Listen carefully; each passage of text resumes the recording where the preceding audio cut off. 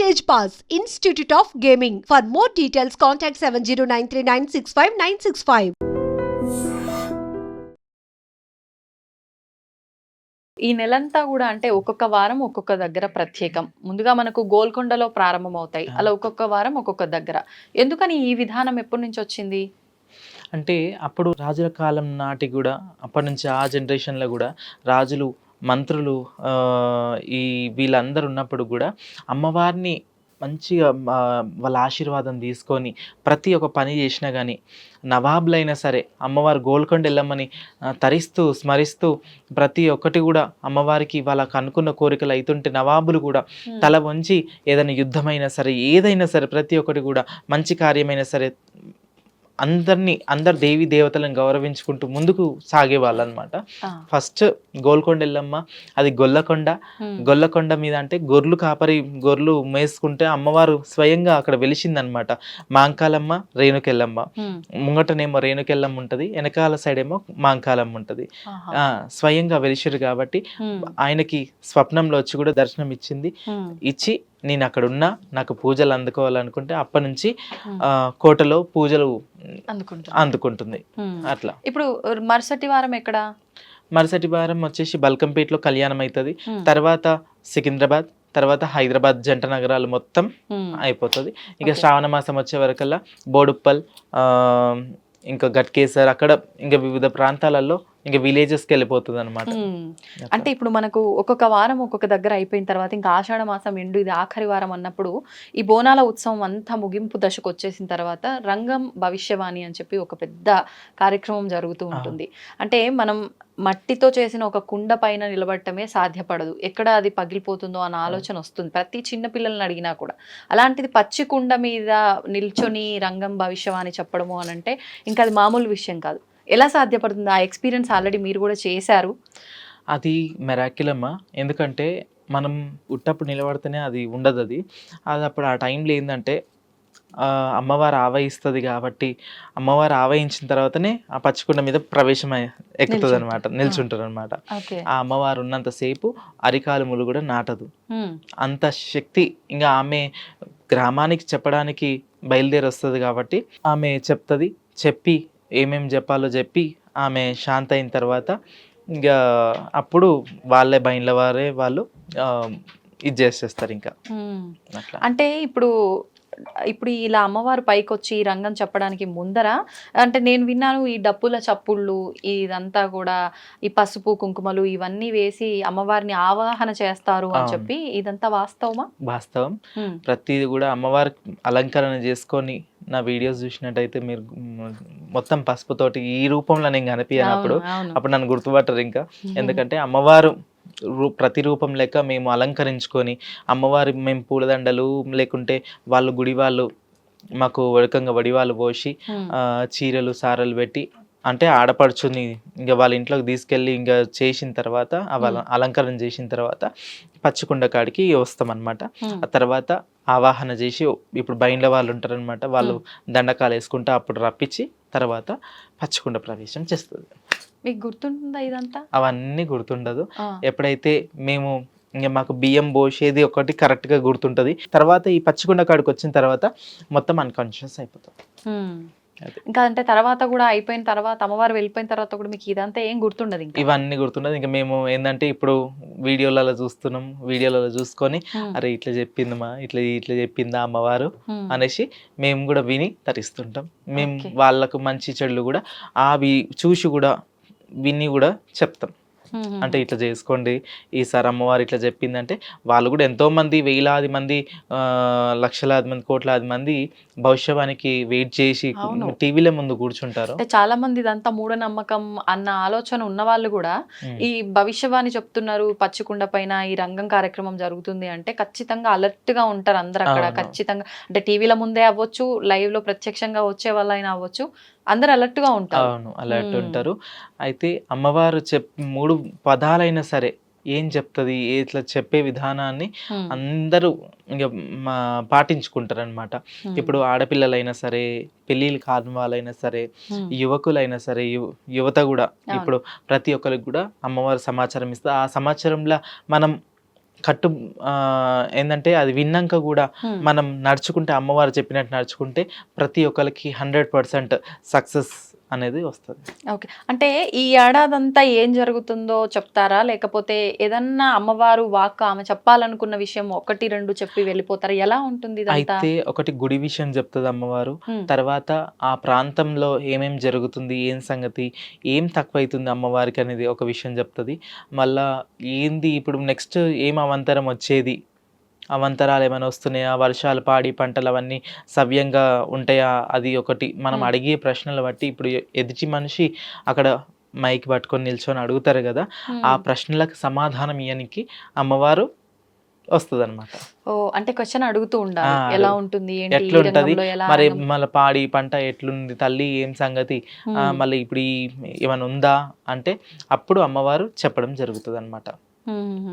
అంటే ఇప్పుడు ఇది గూడా ప్రత్యేకించి ఈ రంగం చెప్పే విధానం కూడా పోతురాజులు ఎలా అయితే వంశపారంపర్యంగా ఉన్నారో, వాళ్ళు కూడా అలా వంశపారంపర్యంగా ఉండేవాళ్ళుంటారా? లేదంటే అంటే జోగిని వ్యవస్థలో ఉన్న వాళ్ళే చెప్తారా? అయితే కొంతమంది ఏంటంటే ఇట్లా అంటే వంశపారంపర్యంగా కూడా ఉన్నారు. హ్మ్. కొంతమంది ఏంటంటే ఇప్పుడు గురువులు ఉపదేశించి గురువుల ద్వారా కూడా ఇప్పుడు మాకు గురువులు ఉన్నారు. హ్మ్. మాకు గురువులు ఉపదేశించి మాకు గురువులు నిలబెట్టి అంటే మాకు బైండ్ల భారతమ్మ అనేసి హుహు. షామీర్పేటలో ఉంటారు. ఆమె మా గురువు గారు. ఆహా! మాకు రంగం సెలవిచ్చిన ఆమె. ఇక హ్మ్. మాకు కూడా ఉపదేశాలు దానికి కూడా పెద్ద ప్రాసెస్ ఉంటదనమాట. అవునా? ఉట్టినే హ్మ్. ఎక్కొద్దు.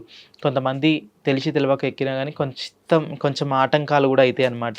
హ్మ్. కాబట్టి ఇవన్నీ కూడా దృష్టిలో పెట్టుకొని అందరినీ సంప్రదించుకుంటూ ప్రతి ఒక్క కులానికి ప్రతి ఒక్క ద పనిబాటలలో కూడా మంచి మర్యాద అన్నీ ఇచ్చుకుంటూ హ్మ్. పద్ధతులు తెలుసుకొని ఎక్కాలి.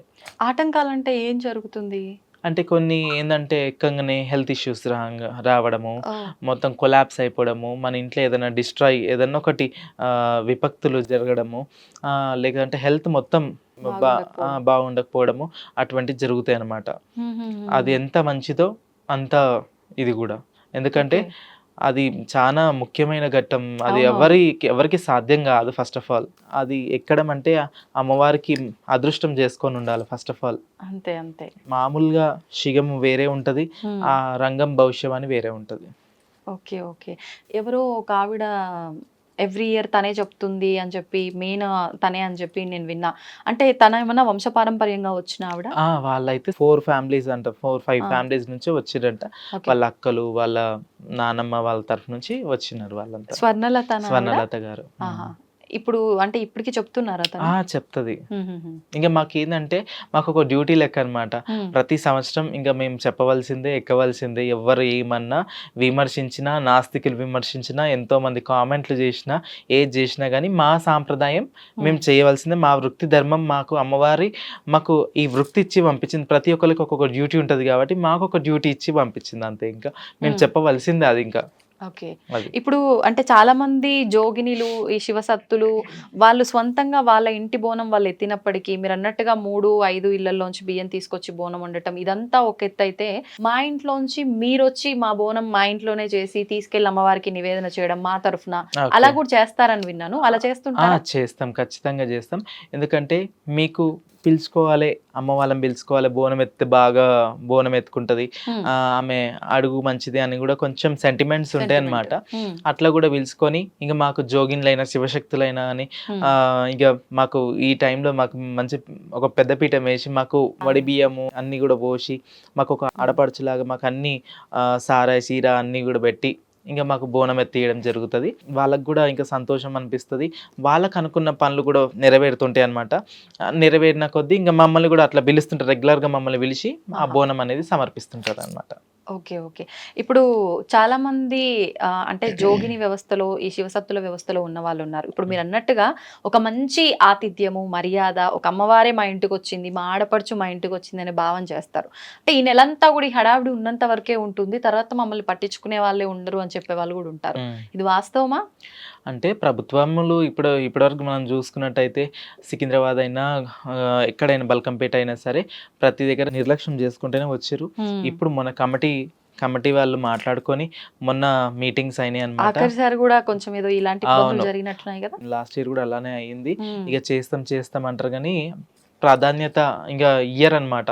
అప్పుడే ఇంకా మమ్మల్ని గుర్తించినట్టే గుర్తిస్తారు. తర్వాత ఒక సంవత్సరంలో ఈ ఒక్క నెల, ఈ నెలనే ఇదంతా డ్రామా, ఇది అవుతుంది. ఇంకా ఇక ఈ దానికోసం మాకు ఏంటంటే మాకు ఏం అవసరం లేదు, పైసా అవసరం లేదు, బంగారం అవసరం లేదు, మేమేం అడుగుతలేము. ముట్టి అమ్మవారి దర్శనం భాగ్యం కావాలి.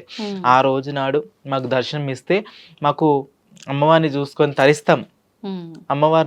తరిస్తాం, అదొక్కటి మాకు కంటి చూపు చూస్తే చాలు. ఆ తల్లి బల్కంపేట వెళ్ళమని చూస్తే మా కష్టాలు, మా బాధలు, మాకంటూ అంటే ఎవరు లేకున్నా కానీ మాకు మేమే సాటి అన్నట్టు, మాకు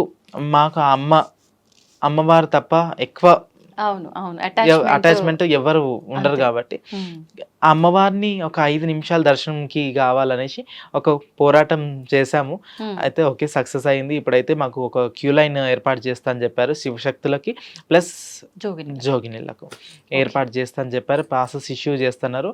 ఇంకా చూడాలి. ఇంకా ఎట్లా ఇప్పటివరకు ఇంకా అవ్వలేదా? ఇష్యూ చేయలేదు. అదే మాకు ఒక పేర్లు అవన్నీ తీసుకున్నారు. ఇంకా ఎట్లా చేస్తారనేది తెలియదు. ఇంకా ఓకే, అంటే ఇప్పుడు ఈ జోగిని వ్యవస్థ కూడా వంశపారంపర్యంగా వస్తుంది అని చెప్పి కొంతమంది చెప్తూ ఉంటారు.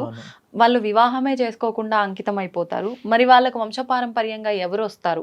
ఇప్పుడు కొంతమంది అంటే దత్తత తీసుకునే వాళ్ళు ఉంటారు, అసలు వివాహం చేసుకోకుండా ఉన్నప్పుడు వాళ్ళ వంశపారంపర్యం ఎలా కంటిన్యూ అవుతుంది? అయితే అప్పట్లో రాజులు పటివార్ల సమయంలో ఏం చేసేవారంటే, ఇప్పుడు ఒక మహిళ అంటే బలహీన వర్గాల అంటే మహిళలు ఉంటారు కదా, ఇప్పుడు మనం ఎస్సీ ఎస్టీ మనం క్యాస్ట్లను చూసుకున్నట్టయితే ఇప్పుడు వాళ్ళ ఇళ్ళల్లో ఎల్లమ్మ దేవత వచ్చేది, అట్లా జోగినిగా అట్లా అయ్యేదన్నమాట. అట్లా చేస్తే ఇక వీళ్ళు ఏం చేసేదంటే, రాజులైనా పటివార్లైనా ఏం చేసేదంటే ఆడపిల్లని పట్టుకొని అవహేళనగా చేసి శారీరకంగా మానసికంగా హింసకి గురి చేసి అట్లా చేసేవారు. అప్పటి జనరేషన్లో అట్లా అయిపోయింది. ఇక అట్లా ఒక్కొక్క ఇట్లా ఇది అయిపోయింది అనమాట. అలా వచ్చేవారు. ఓకే, ఇప్పుడున్న వాళ్ళలో కూడా చాలా మంది జోగినీలు వాళ్ళ వారసత్వంగా కొంతమందిని దత్తత తీసుకున్నారు అని చెప్పి వింటూ ఉంటాం. అలా మీరు కూడా ఒక పాపని దత్తత తీసుకున్నారని చెప్పి విన్నాను. వాస్తవం అమ్మ. 3 months బేబీని తీసుకున్నాను. ఇప్పుడు 3 years అమ్మాయికి. పేరు హిమప్రియ. నర్సరీ మొన్ననే స్కూల్లో జాయిన్ చేశాము. ఇక ఒక ఆడపిల్లకు మంచి ఫ్యూచర్, బ్రైట్ ఫ్యూచర్ ఇవ్వాలని నాకు ఒక కోరిక. అది మాత్రం ఫుల్ఫిల్ అయింది. ఇంకా స్టడీస్ చేయించి మంచి ఒక అంటే ఒక ఏజ్ వచ్చిన తర్వాత అబ్బాయికి ఇచ్చి మంచి పెళ్లి చేయాలి, నాకంటూ ఒక ఆడపిల్ల ఉంది అని గర్వంగా చెప్పుకోవడం కోసం నాకంటూ ఒక ఆడపిల్ల అంతే. ఇంకా అంతే, అంటే అందరూ అమ్మ రూపంలో భావించిన సొంతంగా నాకు ఒక కూతురు ఉండాలి అనే ఒక ఆలోచన. మరి ఇప్పుడు మీరు అన్న మాట బాగుంది. ఏ తల్లికైనా వాళ్ళ కూతురు కొడుకు వాళ్ళు మంచిగా చదువుకోవాలి, ఒక స్థాయికి వెళ్ళాలి, వివాహము పిల్లలు అలా ఉంటుంది. మీకు అలాంటి ఆలోచన ఉంది. తను ఒకవేళ మీ ఆచారాన్ని సాంప్రదాయాన్ని కంటిన్యూ చేయాలనుకుంటుందేమో, దాన్ని మీరు అంగీకరిస్తారా? ఒకవేళ లేదు, కౌన్సిలింగ్ ఇస్తాం. అంటే ప్రతి ఒక్కళ్ళు ఒక్కొక్క మాట అనడం, అంటే ఒక్కొక్క మాట తట్టుకోలేము. ఆ మాటలు కొన్ని అంటే మేము ఏంటంటే విని విని విని విని విసుకెత్తిపోయినాం మేమైతే. అంటే విసుకెత్తిపోయి ఇక లైట్ పోయే రకాలు అయిపోయినాయి. ఇంకా మాది ఇంకా ఏంటంటే మనకు తెలుసు అన్నట్టు అట్లా ప్రతి ఒక్కరు కూడా అంటే మేము అంత గారభంగా చూసుకొని అట్లా మేము పడనీయము. ఆ పిల్ల కూడా పడేంత ధైర్యం ఆ పిల్లకు కూడా ఉండదు ఆ టైంకి వచ్చే వరకు, నాకు తెలిసి. కాబట్టి మంచి ఒక లైఫ్ ఇవ్వాలనే ఒక కోరికతోటే ఆడపిల్లని దత్తత తీసుకున్నా. లైఫ్ ఇస్తా. సంతోషం, నిజంగా మంచి ఆలోచన. ఎవరైనా దత్తత తీసుకోవాలన్నా ఒక అబ్బాయిని తెచ్చుకోవాలని చూస్తారు, కానీ అమ్మాయిని తెచ్చుకోవాలని చాలా తక్కువ మంది చూస్తారు. కానీ మీరు అమ్మాయిని ఒక లక్ష్మీదేవిని ఇంటికి తీసుకొచ్చుకున్నారు. నిజంగా మీ కోరిక ప్రకారంగా మంచిగా చదువుకొని ఒక మంచి స్థాయికి వెళ్ళాలని కోరుకుందాం. మీరు కూడా బోనాల ఉత్సవానికి సంబంధించి మంచి విషయాలు తెలియజేశారు. ధన్యవాదాలు. థ్యాంక్ యూ అండి. Thank you so much. తవ్వుతున్న శివలింగం సరే, దాన్ని అట్లా కప్పేసేయండి, చూపించదండి. మూర్తి పూజ కాదు, సాక్షాత్ బ్రజేంద్ర నందన భగవాన్ ఉన్నారు మూర్తులు. ఏమీ ఆశించకుండా ఆరాధించే వాళ్ళు కూడా ఉన్నారా ప్రభుజీ? నిజమైన భక్తి అంటే మనకు తెలియదు కాబట్టి